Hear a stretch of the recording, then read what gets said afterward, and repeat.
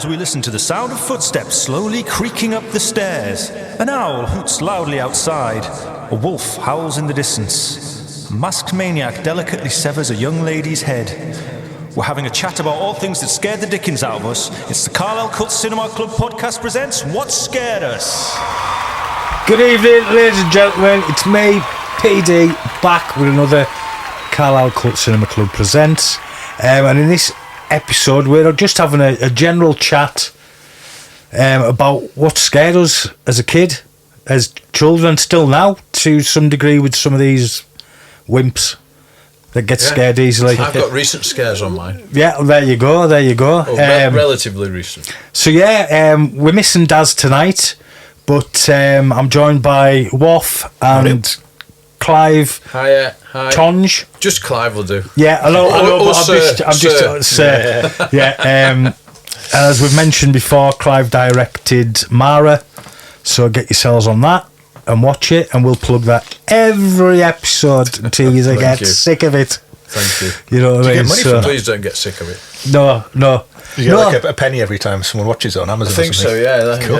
Yeah. Well, there's two films. There's two films we'll always plug now, and that's Chuck Steele, Night of the Trampires, gets a message. Is on just about every podcast he gets a mention on. Yeah. I think now for the last year, and now Clive's film Mara. Yeah. With the lovely Olga Kurylenko. That's how you say it, isn't it? Olga Kurylenko, yeah. Yeah.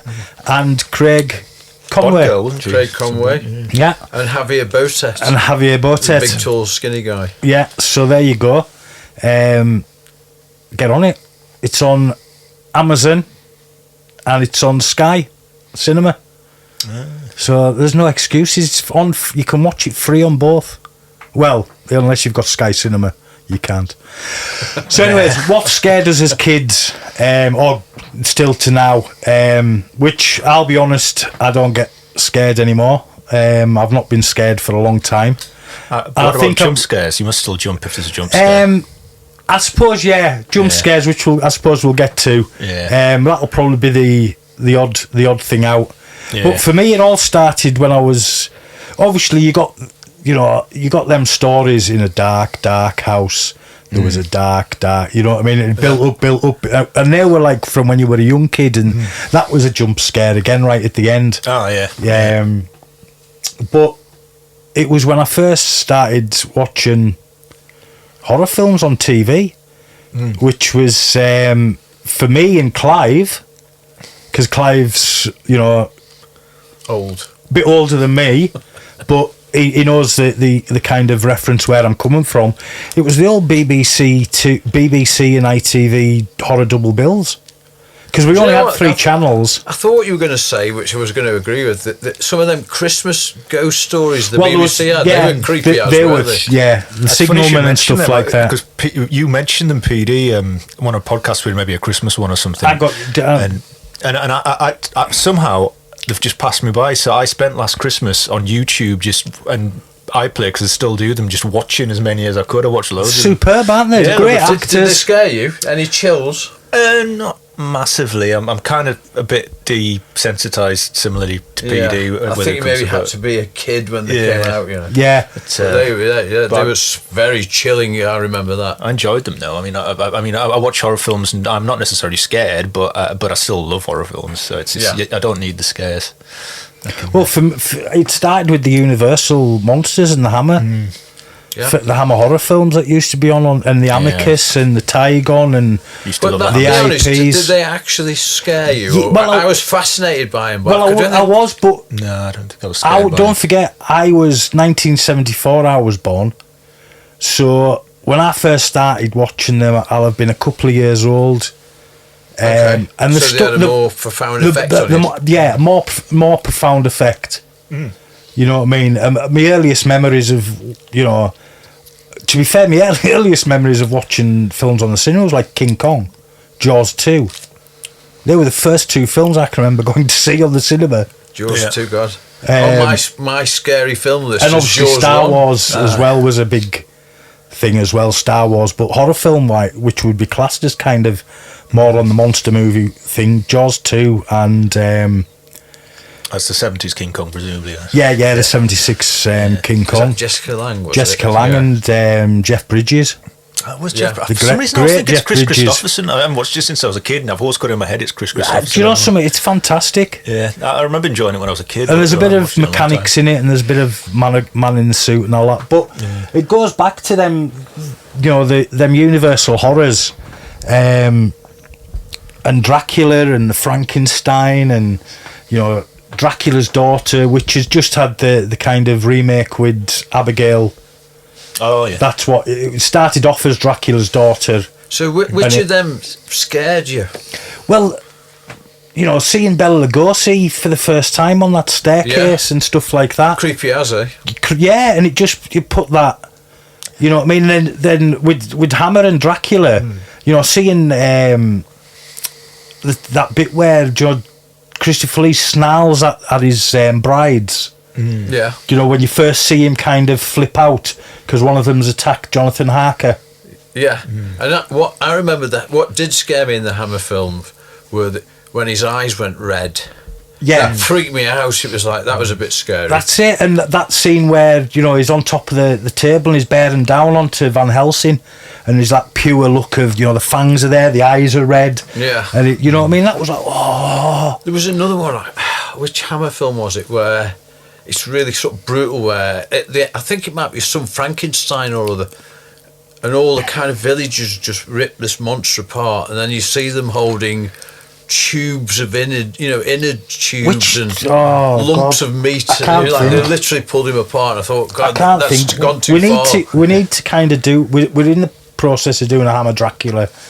Yeah, so I watched all the Draculas. Yeah. Except for the last one. I didn't watch that one. It was the Kung Fu one. Is that the last one? Yeah, that's the last one. But, I've got the last couple to watch, but we should do more on Hammer.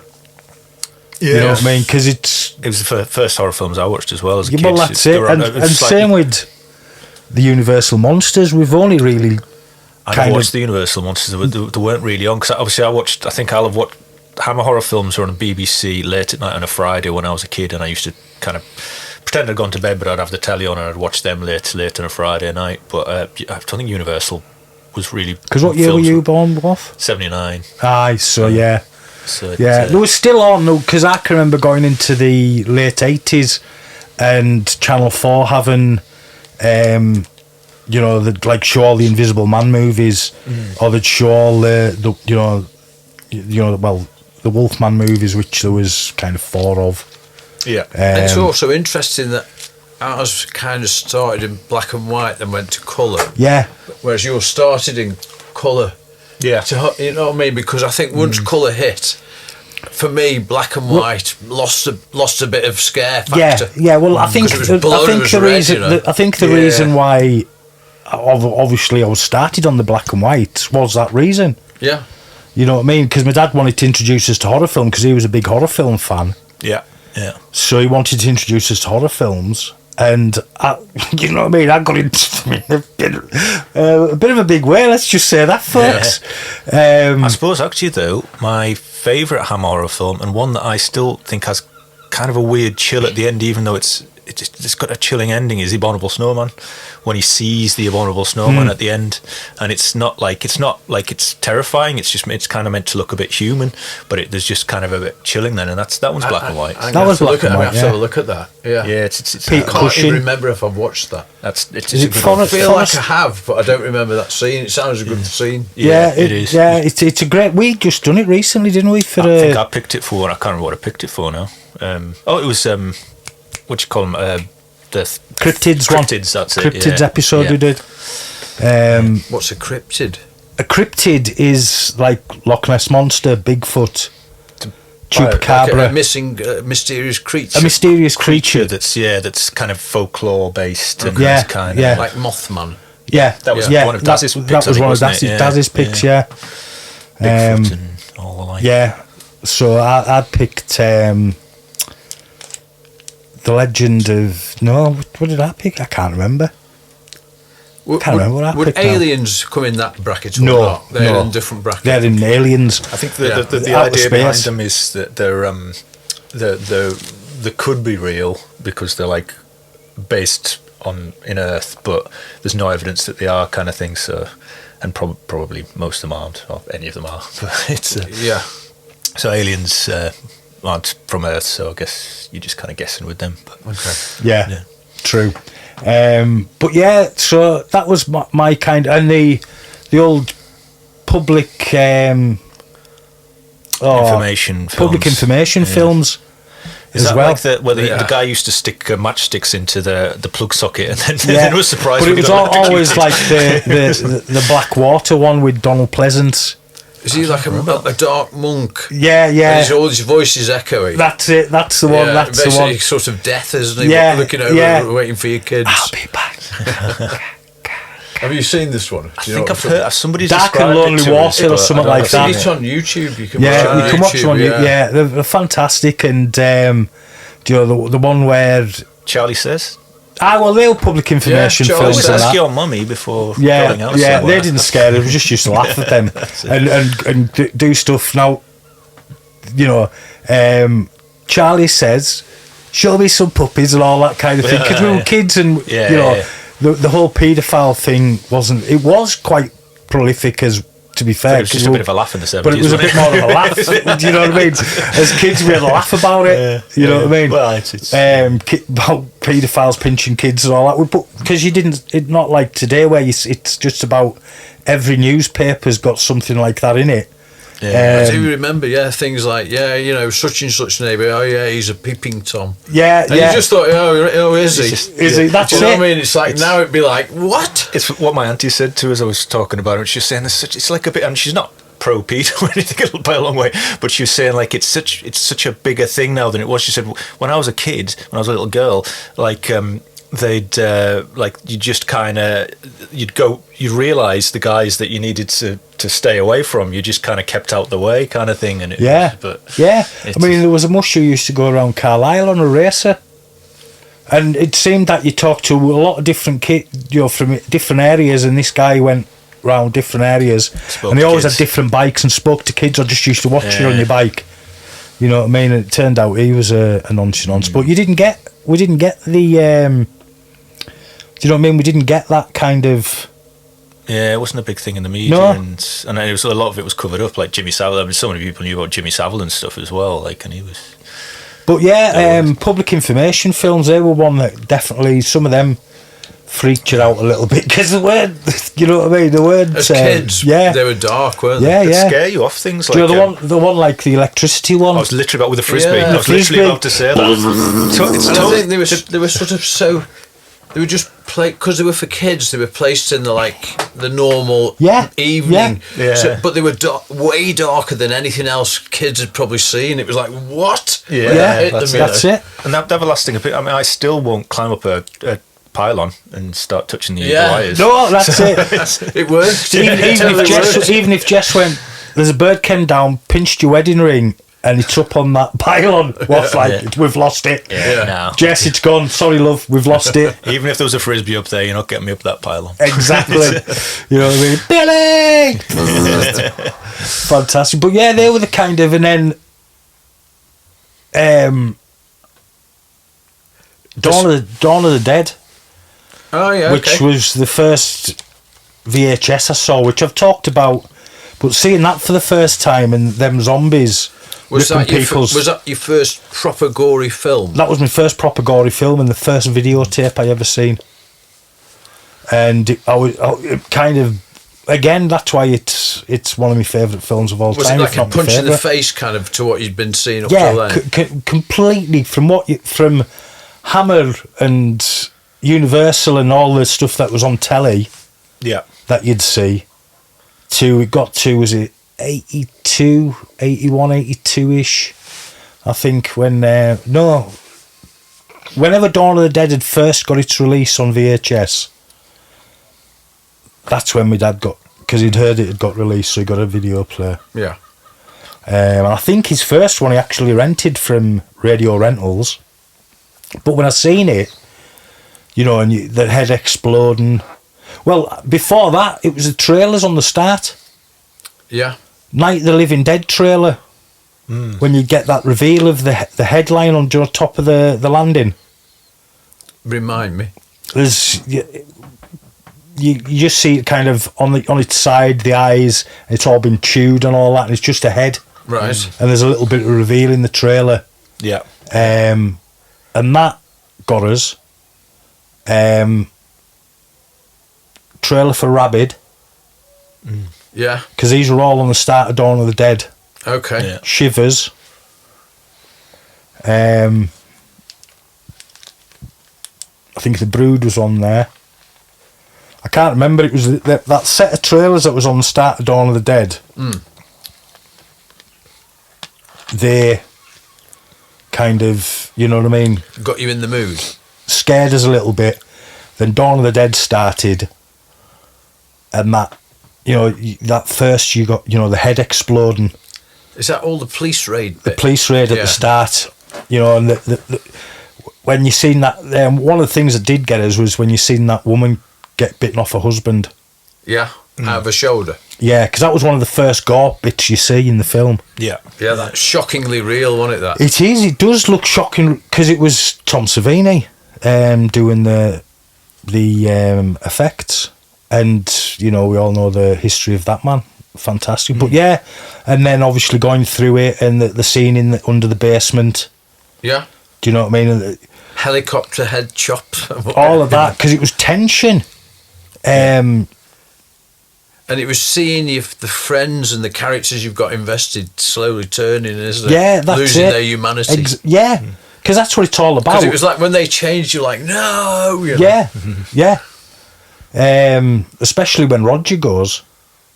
Which one's Roger? I can't remember the name. Roger's the one who gets bitten on the leg and the arm. Do you know when he's getting the trucks and he gets cocky? I can't remember which one he is. Blonde one. Oh, is he like the gun crazy one at the start? Is he a bit crazy? Blonde hair, slick back sort of. No, it's not slick back. It's kind of thing. It's Roger's. No, wait a minute. Am I Is got he it the wrong? one who goes purple at the end? In the bed. Have I got Yeah, the in the names bed. wrong? Yeah, that's Roger, isn't it? I wouldn't know the name. I might have anyway. got the names wrong, and it's one of my favourite films. I don't know any of you've the got names. You've got me Yeah, I thinking don't of know the the names names, now. Purple Zombie, I know, but names, no.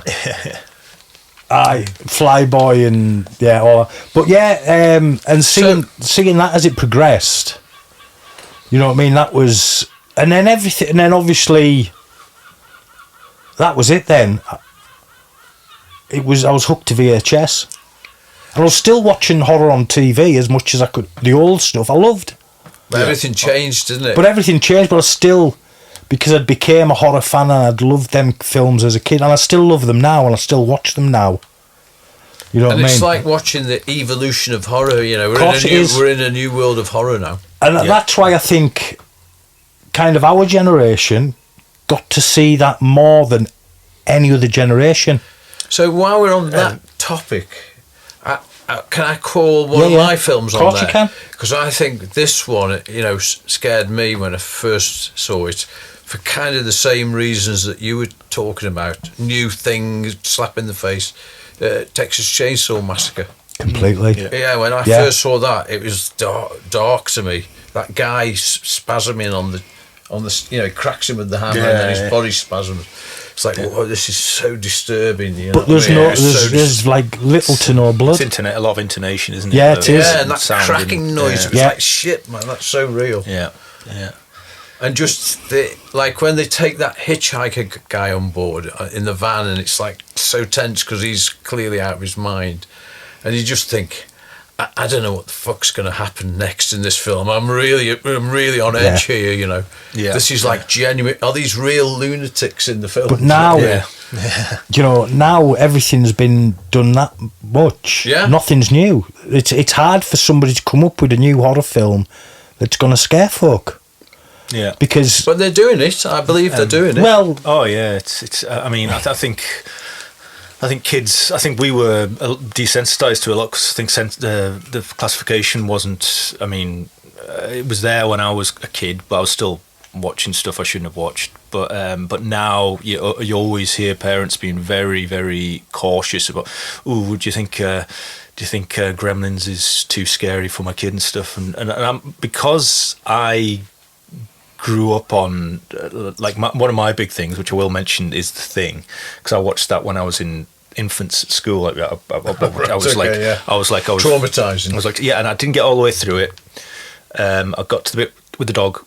It scared the absolute living shit out of me, but I was obsessed by it, and it got me more into horror films. And then the next day I went to primary school, and I've probably told you this story before, but I haven't told you, Clive. So no. I went into school, and it was a rural school. Everyone was farmers' kids, and that they said, right, I want you to paint what you did the weekend. So all the kids did these paintings of playing on tractors, chasing butterflies and stuff. I did the scene of The Thing where the head comes off, and which actually is later in the dog, so I must have watched it a bit later when I think about it. There's all this blood and stuff, and they put it on the wall, and I'm surprised they didn't call social services on me. But the day your therapy began. Yeah. But you've got to remember, back there, monsters were aimed at kids. Yeah, that's it.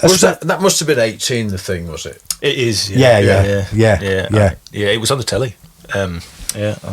So, if it was on the TV, God, it was on late night. You'll have been junior school then, because That's definitely second. It's 82, isn't it? The Thing. 82. Yeah. Then it was, so it came out on VHS probably 83-ish, and then a couple of years, 85, 86 possibly. So I'd be 85, 86. So I'd be when did you get to juniors? Because I was definitely 5-year-old, isn't it? No, sorry, 5. I can't remember. Emily's 8 and still in infant school. She hasn't gone into junior yet. Because I was definitely in the infant room. I can remember that's where the picture got put up. Aye. So I was maybe like the top infant or whatever. Aye. But like The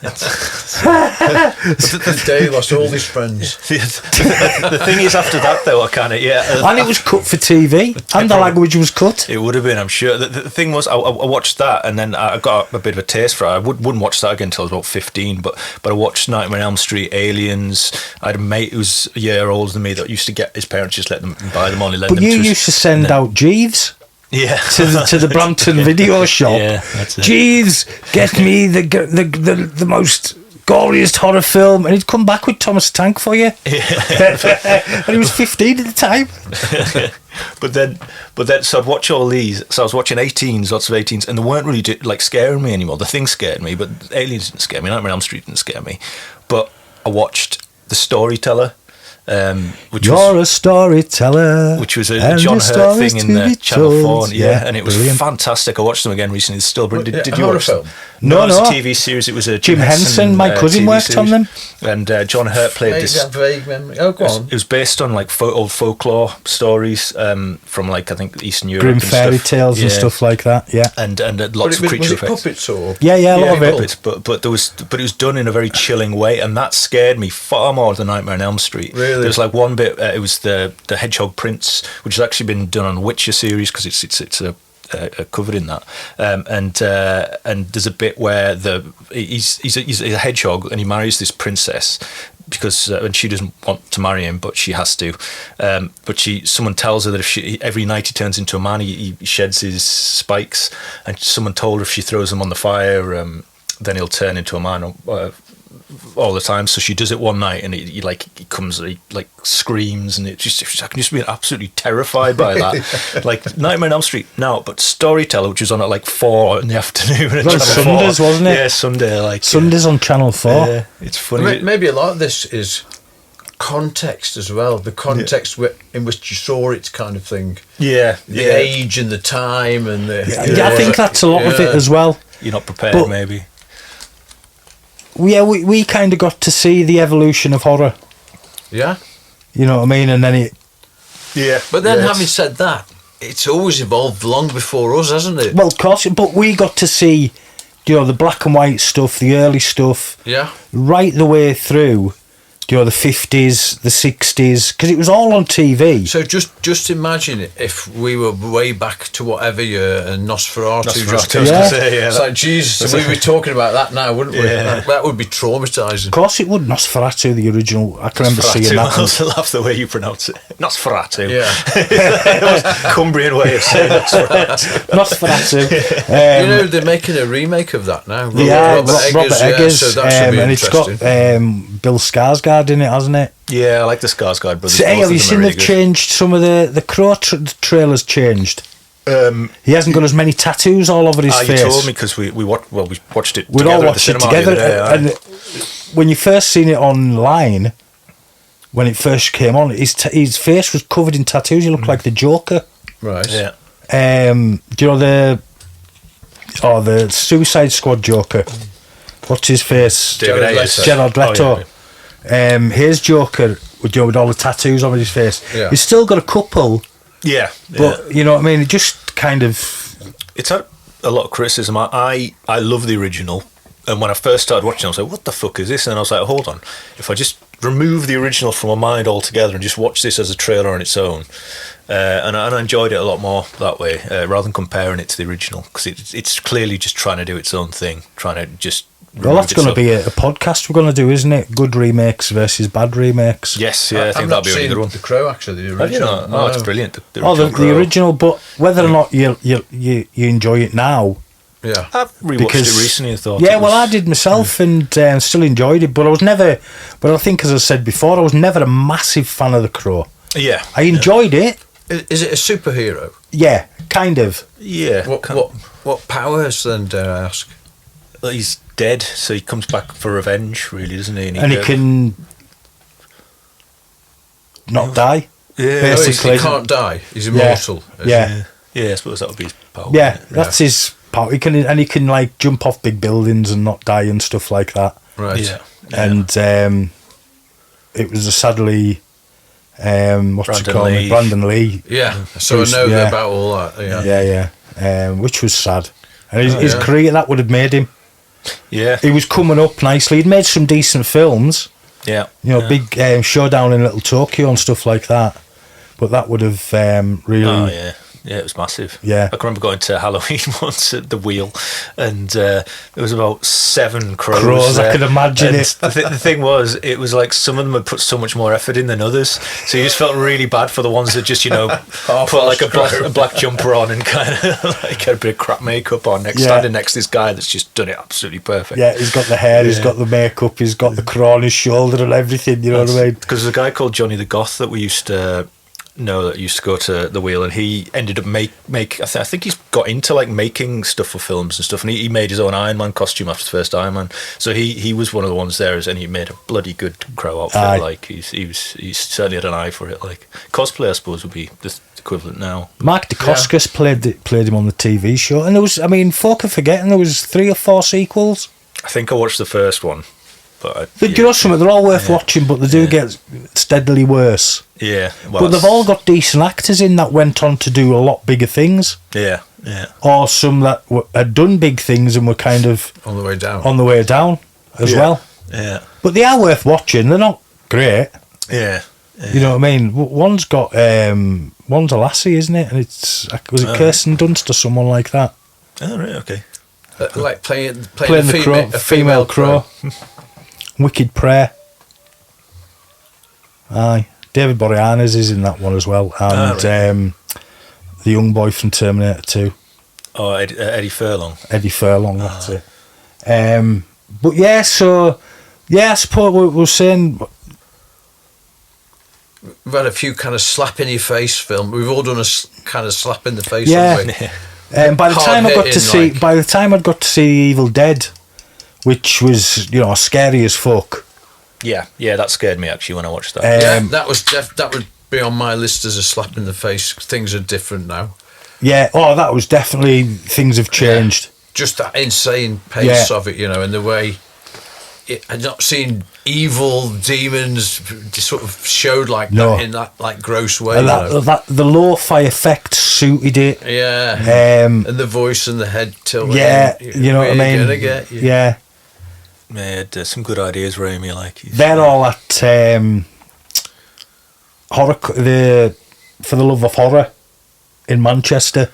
Oh yeah, And I've just managed to get tickets. And what is it? A festival? It's a horror convention. Okay, Big one in Manchester at the Bowlers Arena. nice. Okay, In the exhibition centre. And I think 2 of the lasses and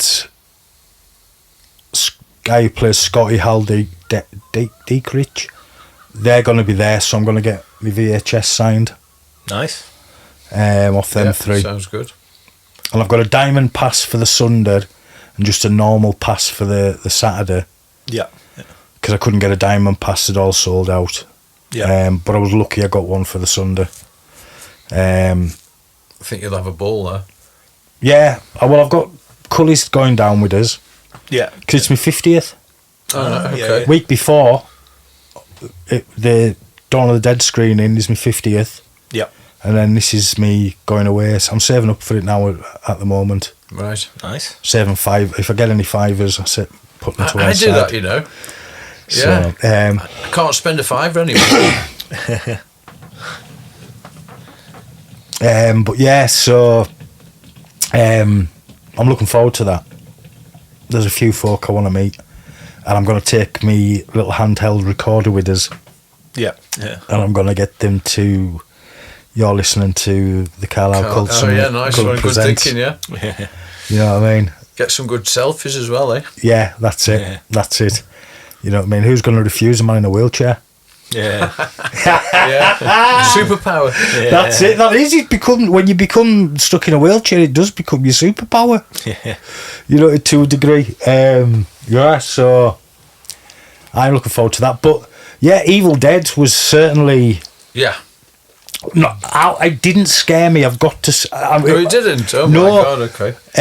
But the lad who was sitting with us watching it was terrified. Right. I was about 9 at the time, 8 or 9 at the time when I seen it. I think I'd have been a similar age. I mean, I was surprised I was scared by it because I was saying I'd watched lots of 18s before then. I'd watched The Nightmare on Elm Street and the Friday But the 13th. there was nothing and all like that. And then I watched Evil Dead, and I can remember being, oh, this is scary. And I wasn't expecting it. So I just it's thought, relentless, isn't it? Yeah. Yeah. Once it kicks off in there, it's freaking relentless. Yeah. And it isn't doesn't take long. It doesn't stay still for a No, minute. and there's so many shocking bits in it, like the tree rape scene, you know, the Jack of Diamonds, Ace of Spades. Those then things were more freaky for me than the and then the tree bit. you know, the pencil through the ankle, which you know that made everybody go, oh, Yeah. you know, because it goes that girl, in and that it girl gets. rattling the cellar door Yeah, as well. That was a yeah. good. That was like, yeah, that was scary. Ashley, I'm okay. Let me out. Let me out. Yeah. We're gonna get you. Not another peep. Time to go to sleep. That was another game changer in horror, though, wasn't it? Yeah, Yeah. Yeah. What was it? I've seen the future in horror, and his name is Sam Raimi. Is that what Stephen King said, or something like Was that? it? Right. Yeah. really. And he didn't do like a ton of horror. He moved into different kind of genres, really. He did, but he did. I mean, he made a film straight after The Evil Dead, which was Crime Wave, Yeah. which kind of fell on its ass. Yeah. So he went back and made The Evil Dead 2 Army of Darkness. and Army of Darkness, and obviously there was, you know, He did that one that was out maybe about 20 years ago. I can never remember the name of, with the goat. The lass gets sucked under the train tracks at the end. Drag Me to Hell. Drag Me to Hell. that's it, a yeah. great film, Yeah, Drag Me that to was Hell. good. Yeah, I That enjoyed was a nice return to form on Yeah. horror films for Sam. He was just like, right, I'm gonna go and do a proper Evil Dead style, and he just knocked it out of the park. Yeah, he did. Drag Me to Hell was excellent. Yeah. But stuff like The Gift and all that he done. The Gift. Have I seen The Gift? I've heard of it. I think, is that the one with Keanu Reeves? I think The Gift was with Keanu. Oh, right, when was that? And Was that recent? was it I know another one Kate called Blanchett? the Gift, where it was like a twisted thriller, you know, and it was. This has got some kind of supernatural thing in it it's as well. the guys, Is it The oh, Gift? man, the Gift. The Have a Gift. look. And there was this. Was it A Simple Plan? That was one of his. Joel Egerton, I think. No, that wasn't the same one that I'm talking think about. I know There's one you a want. film called The Gift with Joel Egerton. I think I know the one it's you a good mean. thriller, I remember. Yeah, it was out maybe about 5 years ago. Yeah. I think I saw that, but yeah, I can't remember if it's called The Gift or not, to be honest. Are you going through Sam Raimi's? I'm just having a look now. Yeah, I'll look I at can't The remember Gift. if it was called The Gift or not. I might be wrong. let's have a look. Oh, he did that. Oz the Great and Powerful. Yeah, he done that. That was I liked that. I did too, yeah. Yeah, I went to cinema to see that. Me and Kerry, because Kerry's a bit of a Wizard of Oz fan. Spider-Man's Quick and the Dead, of course. No, Quick and the Dead was mine excellent. wrong. The Gift. The Gift is good though. Jason Bateman film. Oh, it is Joel Egerton. No, sorry, it is. That was the one I was thinking of. It's a good thriller, that. Aye. Oh, yeah, The Gift. The Gift. So The he did do Gift. the one called The Gift. Yeah, I've never seen Is it that. Kate actually. Blanchett and Kate Blanchett and Katie Holmes, Keanu Reeves, yeah. Keanu Reeves? Aye. I've never seen that. Yeah.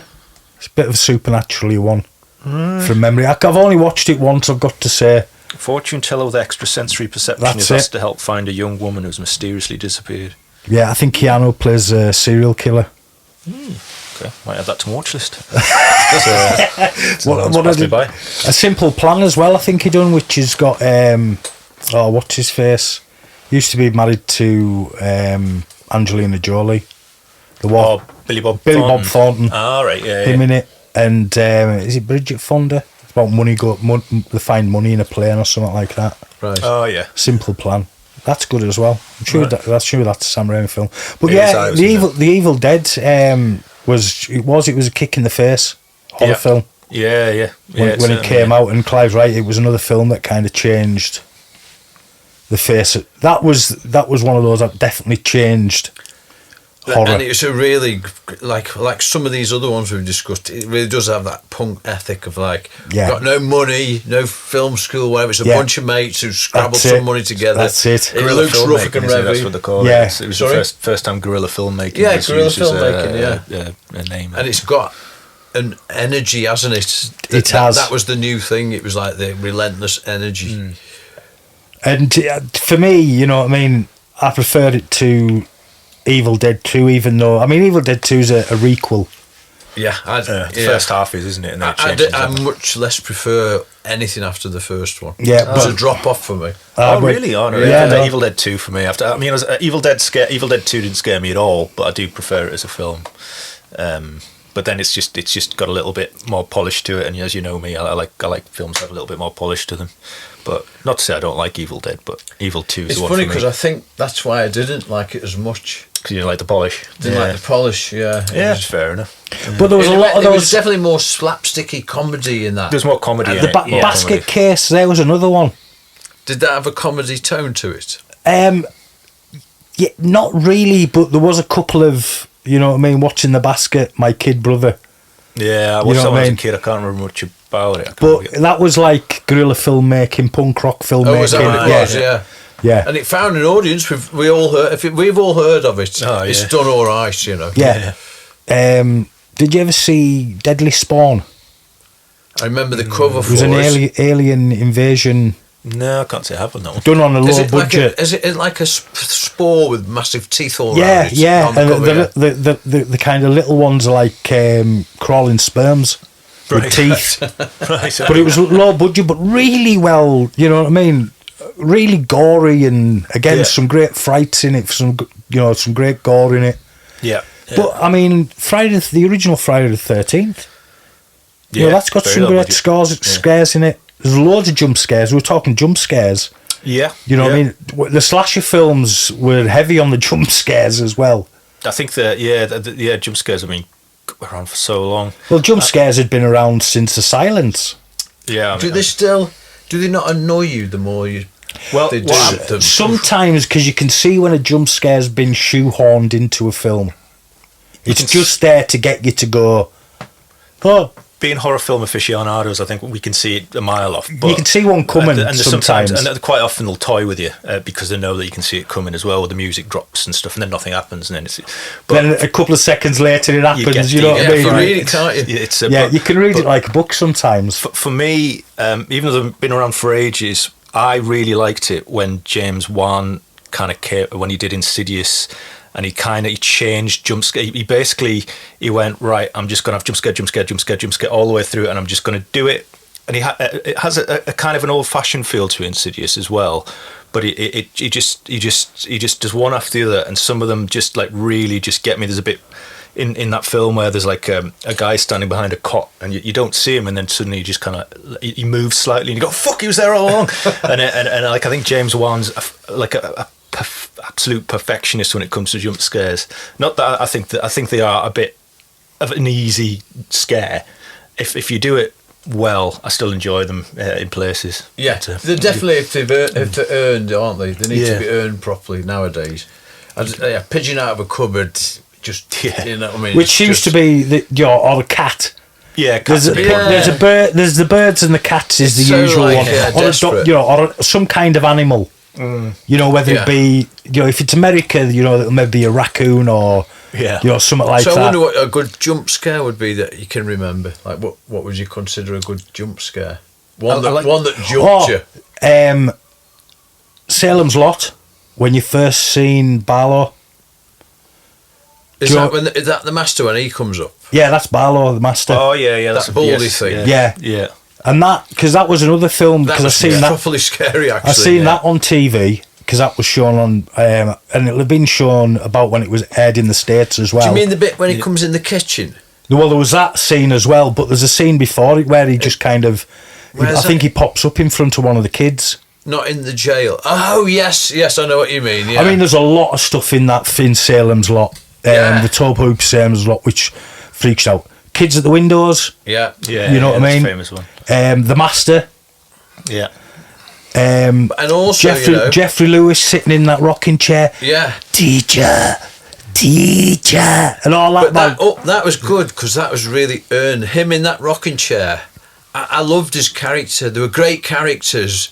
And then they got theirs, didn't they? They were like good men turned evil sort of thing. Yeah, and it some was of them heartbreaking, were. wasn't it? Yeah, it wasn't just like monstrous scary. No, it was heartbreaking. You know what I mean? Just so many great bits in Salem's Lot. That was scary. That was genuinely scary. Yeah. So that is he called Jeffrey Lewis? Jeffrey Lewis, and it's the father of. Juliette Lewis? Juliette Lewis. Oh, I just guessed that. I didn't know that. Oh, yeah. 10 points there. Well, he was known as he was like a television sweetheart, wasn't he? But he was also, and then when he was that monster, it was like, what? But he was also usually Clint Eastwood's mate in a lot of films. Yeah. He seemed like a good man type character. Yeah, he was a great cat. He was a great cat. I've got him in a film called Human Experiments, which is a nasty. And why it's a nasty, I'll never know. Probably just because of the title Human Experiment, and is the warden of this prison that's they're just bastards. Right, okay. So he's not always a nice guy, but I know what you mean. He did play a lot of so he good was characters. Against type sort of thing when he became that monster, and he was creepy as, wasn't he, the way he acted and the Glick Boy's mum when and the way they used the slow motion and stuff like that in it. I would Danny Glick's like to see that again. Actually, I might watch that. Oh, it's superb. It's good. Yeah, well, it's a series. It was a 2-part series, wasn't it? Yeah, I've never seen it as a film, but I've got it in so many different versions. Do you have one that you'd recommend? The full version. I've got it. Is that the 2 episodes? Yeah, I've got it on. I've got it on Blu-rays. The full thing. I'll get it dug out. Okay. For you, and get it to you. Yeah, that'd be good. So because it's superb. Because mine's got every version of Salem's Lot that's been released except the new version that's coming out this year, which is supposedly a bit ropey. We don't know yet. It's been delayed James Wan's behind that as well. He's not directing it though. Is he? No, he's producing it. But Salem's Lot there was so much. Doctor Who. Yeah. There was parts in Doctor Who from similar the to 70s. There was bits I'd be watching Nightmare on Elm Street, no bother. Then I'd watch Doctor Who, and there'd be in the 70s for me. You know what I mean? Watching, especially the Tom Baker years. There was some scary. That was kind of before my time. Yeah, there was more scary, horror-y episodes. Yeah, in some of the Tom Baker episodes, and they had some great looking monsters, didn't they? Oh, they did as well. If you're a kid and like monsters, then you'd like Doctor Who. That's it. I mean, 1982, 8-year-old Scream comic came out. You know what I mean? Not 82, 84 it was. Sorry, I was 10. Scream comic came out. It ran for 15 issues. And it was one of those British newspaper style comics. I've got them upstairs actually. Right. 'Cause I just bought the 40th anniversary archive edition with them all in, looking sweet. So I don't have to read my old comics anymore. They can go away into storage now. Yeah. But yeah, absolutely fantastic. I've just actually thought of when you were saying a jump scare that scared you, and it's a recent one again, but it's in that James Wan period kind of, and it was the remake of Woman in Black. There's a bit in that where with a jump scare, there's always an element where you think that's as far as it's going to go, and then it stops. You get scared, and then it stops. And there's a bit where the woman in black comes after him, Daniel Radcliffe, and you think, oh, that's the scary bit, and you go, but then it just keeps coming so it's like a triple scare. Okay. So I was kind of like, oh, okay, whoa, fucking hell! But I remember seeing caught me out. back in 1989, seeing the original on the TV. That's on my list. I do. And that is a jump scare from hell in that. Yeah, one. it is. And same with Mario Bava's Black Sabbath. Not seen that. Oh, well, I mean, if there's one with the woman, and it's creepy as fuck. Yeah, and the Wordlack with Boris Karloff. That whole Black Sabbath anthology film, worth watching. It's got some great. Is it an anthology film? Yeah, it's an anthology. It's 3. Is it 3 stories or 5? I can't remember how many stories it is. I've got it on VHS as well. It's another I've got on tape. So can I ask, have you seen the original Woman in Black? No, it's been on my list for a while. Oh, shit me, Woff. You need to see that bastard. Yeah, no, because I absolutely love the remake, so I do need to see the original, definitely. So, watching them that way round, I've got a feeling you probably won't like the original. This goes back to what we're talking about with the remakes. If you watch a new one, because you were saying to watch Ringu, because I've seen The Ring and I love The Ring, and that's one that actually I found quite chilling the first time I watched when she comes out the screen and stuff. But I never watched Ringu, so I do want to see Ringu and kind of see whether I much prefer it, and I like The Ring as well. It's those Japanese films were original when they were kind of coming out in the 90s. We should do a kind of an Asian films episode. Yeah, definitely. And that was a horror. game-changing little time zone, wasn't it? You know what I mean? It wasn't in-your-face punk like some of the ones we've talked about. I mean, even the likes of Battle Royale. Yeah, that's more punk rock. Yeah. I'm gonna. Do you know something? I've got a date in August the 6th. I'm ggoing to screen Battle Royale. Because it got cancelled for COVID, the last screening you were going to do. I was going to show it the last time. Yeah, and I've got a dubbed version. The opening music is like it's in your face, isn't it? Yeah, I've got a full dubbed version as well. So I'll be screening that. Sorry, guys. I'm so sad about that. But yeah, you heard it here first, August the 6th, Battle Royale. Cool. Just because we were talking there, it just popped into my head. I don't think I've seen it since it first came out, so no. Superb. The sequel wasn't as good. No, I remember I did see the sequel. I can remember not thinking it was as good as the original. The sequel wasn't as good, but the first one is fucking superb. Yeah. You know what I mean? And controversial as hell that was, wasn't it? Again, it's a bit of that kind of Most Dangerous Game. Yeah. People hunting people. Yeah. You know what I mean? A lot of films fit in that. There's so many fit into My Most Dangerous Game, and when you realise once you see it, you can't not unsee it. Do you know what I mean? It's one of those. I think it's just a trope, isn't it? There was one out a few years. It was The Hunt. That was good. I enjoyed that. Yeah, that was good. That got banned it got delayed in America, and we got it over here. Oh right, okay. Yeah. It's a good. It's good. I mean, just like being hunted, it's kind of there's so many. Yeah. I'll see them do trailers. That looks good. Hunting Ava Bravo. And there might be a bit low budget, but it's that similar kind of. Revenge was another one to go hunting that lassie. Yes, yeah. You know what I mean? I just thought about Battle Royale. What an excellent opening scene! I thought that was like so good. Like a little girl. She's won, and she's got holding a bloodstained doll, Yeah, perfect little opening. Yeah, that's it. Absolutely bang on. Yeah, very Japanese. Yeah. Versus, have you ever seen Versus? No, I can't say I have, no. Oh, that's a good Ryuichi Kitamura. Is this people hunting people? No, it's a Japanese horror film, which is just excellent. What's it called? Versus. Low budget as well. Very From that J horror era or more recent? yeah, 2000, early 2000. Was it late 90s, early 2000 it'll have been?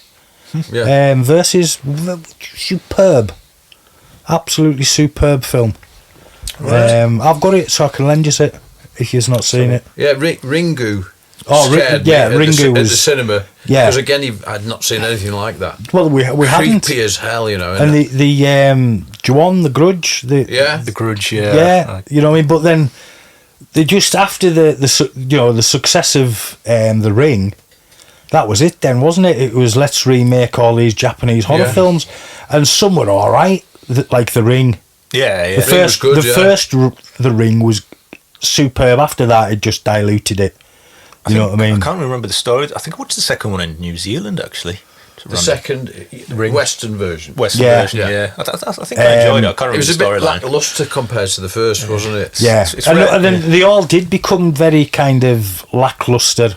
Yeah. But a lot of us, a lot of people became obsessed with that world, you know, Sadako world and the legend of it. Well, they've done it. Didn't they do a Sadako versus Juon or something like that? Right. Yeah. In Japan, there's a. Are they fighting? Yeah. One versus the other.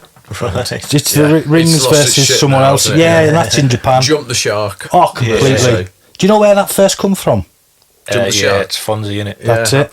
Happy Days. Yeah. A lot of people don't, and they use it, and they don't know where it comes from. And I think if you're using a saying like that in entertainment, you should at least know where it kind of comes from. There's loads of phrases you don't know where it comes from. Like towards entertainment. You know, if it's from a TV show, because of a TV show, should I say? Yeah. You know, we use Jump the Shark a lot when we're explaining films and TV shows and the rest. I suppose loads of people haven't seen or heard of the Fonz, have they, as well? Well, that's it. That's it. But it's come to mean something, hasn't it? Jump the Shark. Yeah. Oh, yeah. I mean, the Fonzie was just the biggest thing on TV at one point. Yeah. You know what I thought mean? it was cool for a while. Yeah. When we seen it for kind of the first time on Channel 4 started showing it. When I first started seeing the Fonz, or was it BBC or ITV? I can't Channel remember. 4, I think I used to watch Channel 4 was where I first, unless I'd seen it before that, if it had been shown on any other channels, you know, but I can't remember. I used to think it was made in the 50s because I was obviously watching a rerun of it. And you thought it was a documentary, did you? Well, no, I just thought it was made back then. And when they made the Weezer did the Buddy Holly video, and they had them all, it had Al in it, and they used stock footage and stuff. But Al was still. I was like, Al must be like well old now. Like, how have they managed to like? And I realised it was made in. Was it the 80s? It was made. And it was just set 70s, but set in the 50s. So that made more sense once I realised that. Because there was always that. It always seemed to be that throwback thing of 20 years, didn't it? Yeah. You know what I mean? So back then. There was always that throwback thing for 20 years. Any other things? And then we'll. Well, I've got. I suppose I should jump to then the film that scared me most, maybe. Yeah, go on. And it didn't scare everybody, because I know it didn't scare my sister, because she was like, "What?" And that left me. There was a certain number of people in the population at the time who had this 2-week freaked out thing. It was like a thing, you know. And I got it, and that was Paranormal Activity. Oh, right. Yeah, it didn't scare me, but I can see why it would scare me. Got me on some other level, man. It was horrible. I know what you mean, that bit at the end where she kind of gets flung at the very end. Yeah, where she jumps at the camera, and there's one frame of a demon face, and it's like, what did I see? Did I see it? Yeah. So, I was living on my own at the time in a village called Sedgefield. And I had to run up the stairs and turn the lights off behind me. I was freaked out to hell, you know. Yeah. And then my mate, no. My mate, for a prank, put a hammer in my bed. And so they left, and then when I pulled the duvet back, there was a hammer there, and I tell you, I had a heart attack. Yeah. I was so frightened by it. And it wasn't even like anything to do with the film, but... it didn't scare me, but I can see why a lot of people would be scared, because it looked so real. Yeah. I do and love it's Ghost Watch. I love those You know kind what I of mean? films which are just focus. There's one that I love, the Blackwell Ghost. It was like I just discovered on Amazon Prime once, and it's incredibly low budget, and it's just basically it's meant to be a mockumentary. So it's a guy pretending it's a documentary as he goes to this house. Are and it's there just, like 10 of those or something? yeah, I've watched Okay, them all. Yeah, Have you- there have you is. got them? And it popped up on some the other day. If they seem very realistic, but it's just all like, you hear he's on his own, he's filming, and you see like a door open or something, and it's just it's just building up tension. There's not, you don't see anything. There's no special effects. It's just literally. So there's something about just a strange creak or a banging on the door, or So it gets you creeped out, does it? I love that kind of shit. And that's what Paranormal Activity was, just with a bit more of a budget than Blackwell Ghost. Yeah. But Blackwell Ghost was probably came after Paranormal Activity, and he was like, I can make a few quid Anyway, with it. I think what was clever about Paranormal Activity, well, I saw it in the cinema first of all, and it wasn't a great screening because just down the row were like 3 like teenage girls, and one of them was sort of in a friend's Sometimes head or in her lap, and she was just shouting, "What are they doing now? Yeah. What they're doing now?" And she just kept shouting. I think that. sometimes films like that are best experienced on a smaller screen because Well- it's found footage, like CCTV footage. There was something Which in gives that it a bit cinema, more- PD that it was like I thought it was really clever. So first, when he puts the camera on a tripod, it's just them in bed, and the first time you see that, you're like, it just seems to last forever, and you start thinking, am I supposed to be looking for something here? So you start looking around the frame, looking for something, and then it doesn't come, and you're like, hey, what? And then there's another scene, and then when it comes back to that shot, you could feel the cinema scared. Do you know what I mean? It's and it tension. just dropped to silence, and you think, "Oh no, man!" And then a curtain moves, and it's like the scariest thing I've ever seen. But yeah, That's very freaked me out. I love that shit. Because there's just there is something scary about that. You're saying that I don't get scared a lot. So, like haunted house, just knocking on the door, a curtain twitching, as you say. There's just something scary about that because you just kind of the tension builds, and you're like, something's going to happen. And it's Yeah, like, and when it doesn't, it's like, what? Music in films helps a lot with that building that tension. Yeah. You know what I mean? You get somebody good on a score.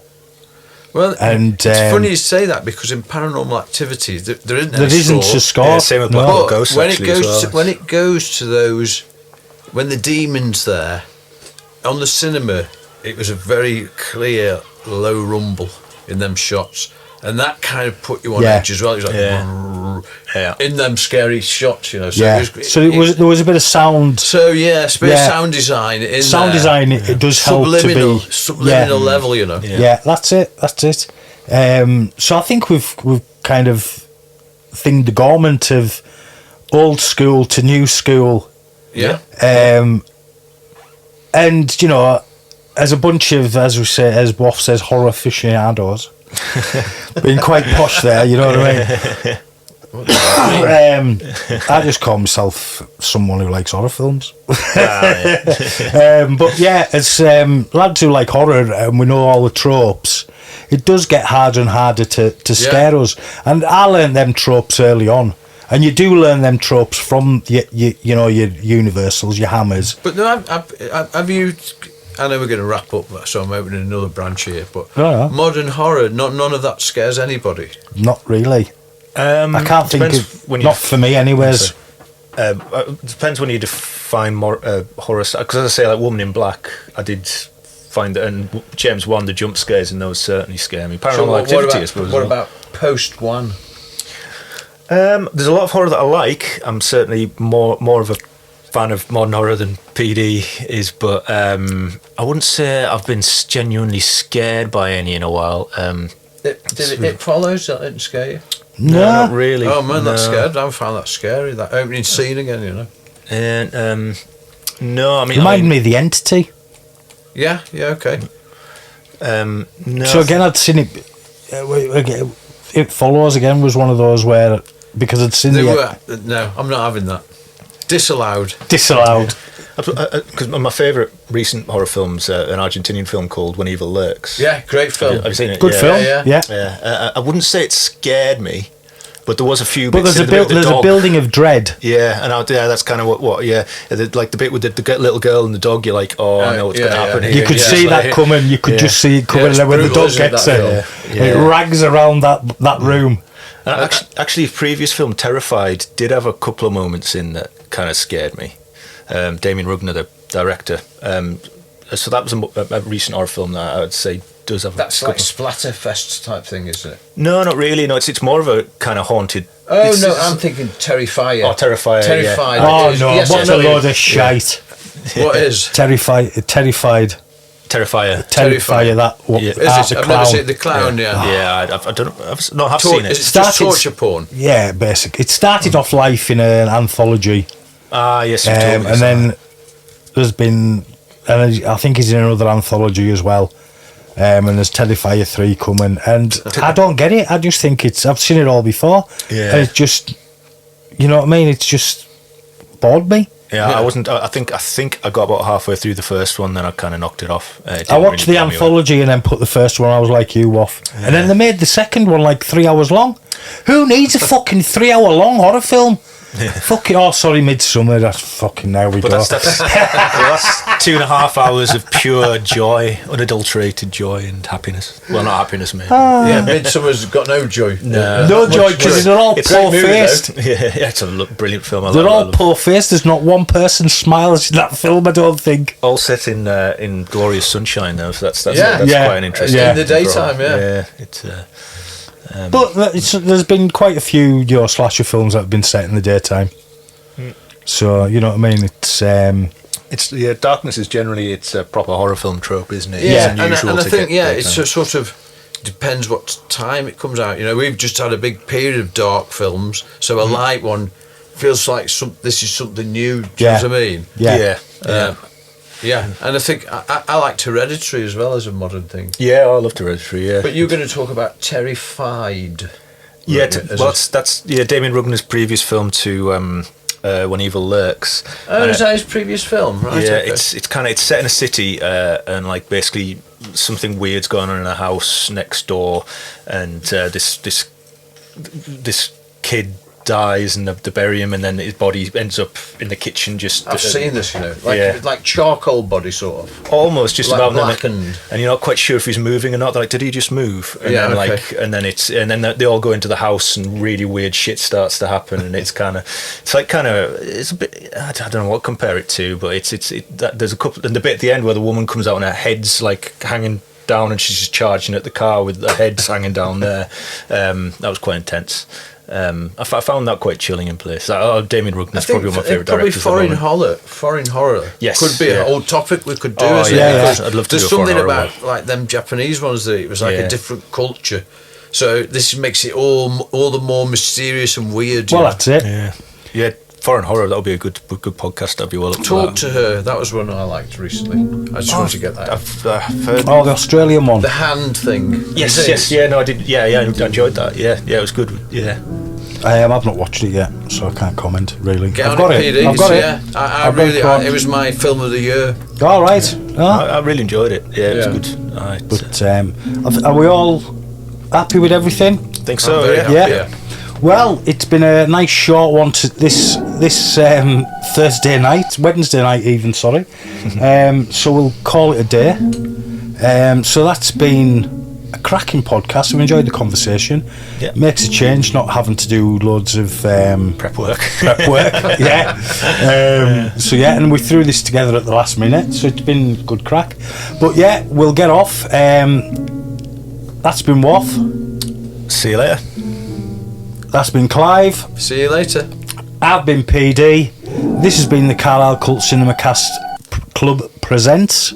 See, even I get it wrong. No, we've been the Carlisle Cult Cinema Club Presents, and we'll speak to you next time. Good night, good night.